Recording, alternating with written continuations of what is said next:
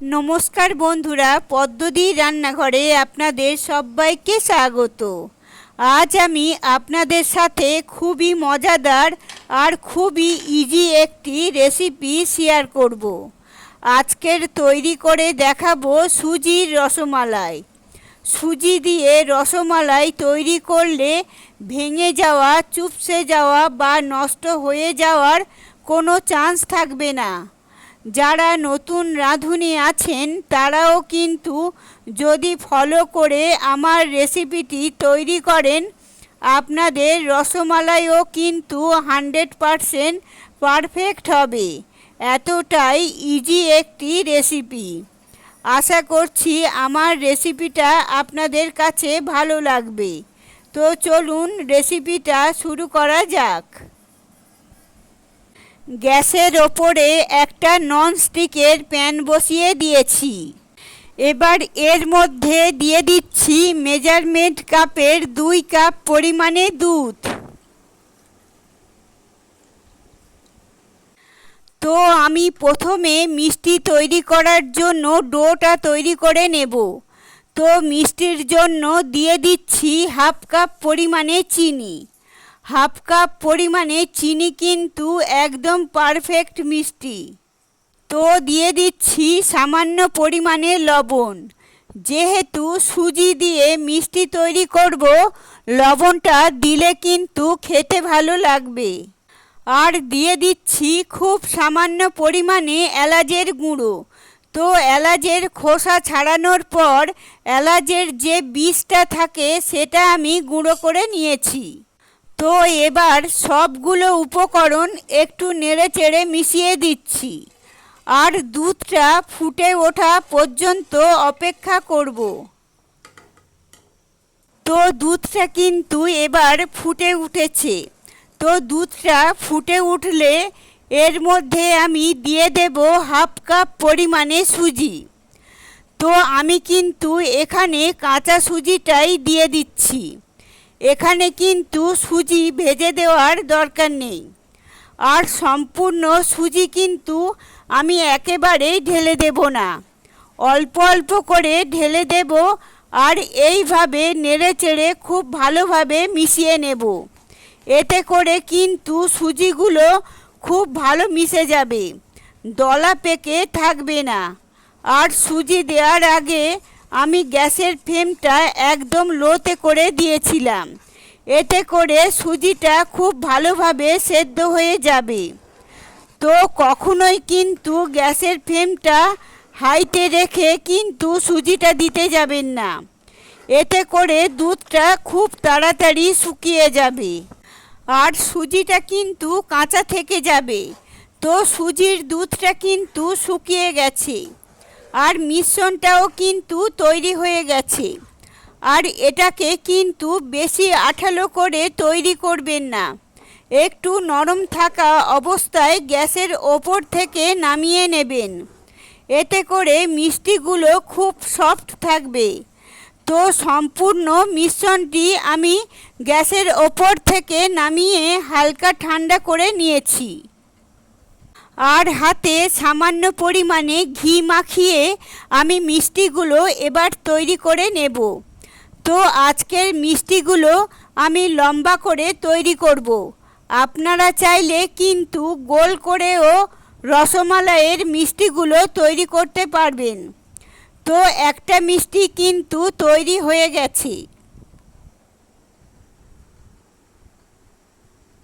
আমি আপনাদের সুবিধার জন্য আরেকটি তৈরি করে দেখাচ্ছি।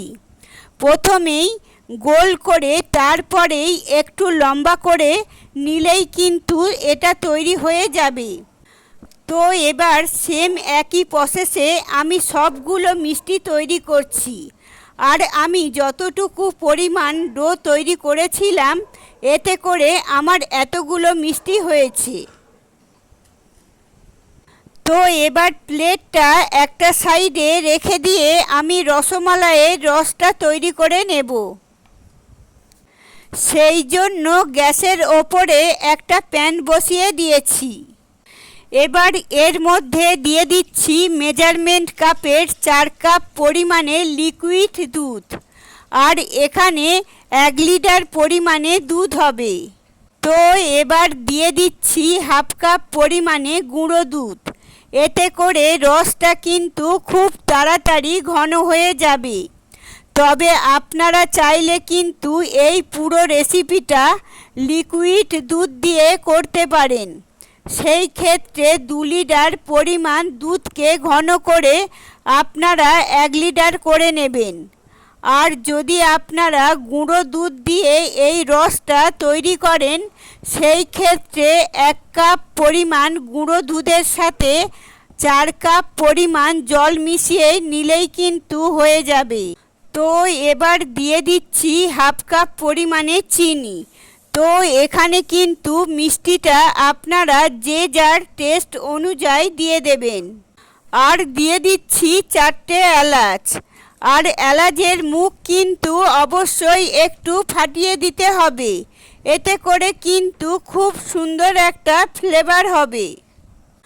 তো আমি দুধটাকে প্রায় 10 মিনিটের মতো হাই ফ্লেমে ফুটিয়ে ঘন করে নিয়েছি। আর এখানে এখন 3 কাপ পরিমাণে দুধ হবে।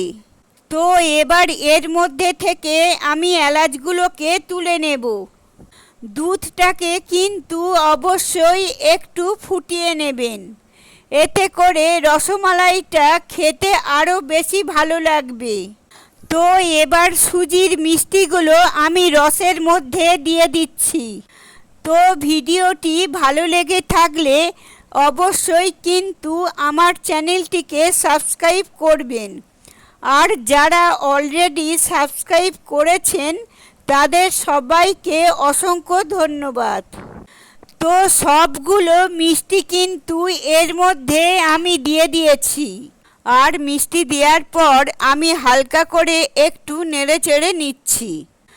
তো দুধটা ফুটে ওঠার পর মিষ্টিগুলোকে আমি আর 2 থেকে 3 মিনিট সময় রান্না করব।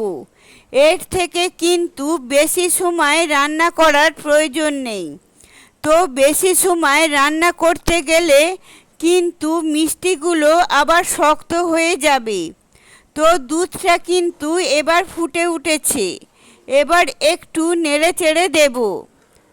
আর মিষ্টিগুলো কিন্তু এবার অনেকটা ফুলে বড় হয়ে গেছে। আর মিষ্টিগুলোকে আমি প্রায় 2 থেকে 3 মিনিট সময় কিন্তু রান্না করে নিয়েছি। তো এবার একটু প্যানটা ধরে আমি একটু নেড়েচেড়ে দিচ্ছি। তো এবার গ্যাসের ফ্লেমটা অফ করে দেব। আর গ্যাসের ওপর থেকে রসমালাইটাকে নামিয়ে ঠান্ডা করে নেব। আর রসমালাইটা ঠান্ডা হয়ে যাওয়ার পর আমি আপনাদের পরিবেশন করে দেখাবো। তো প্রায় 2 ঘন্টা পর রসমালাইটা কিন্তু একদম পুরোপুরি ঠান্ডা হয়ে গেছে। আর রসটা কিন্তু রসমালাইটা খুব ভালোভাবে সোক করে নিয়েছে। তো এবার সম্পূর্ণ রসমালাই আমি একটি মিক্সিং বোলের মধ্যে ঢেলে নিচ্ছি।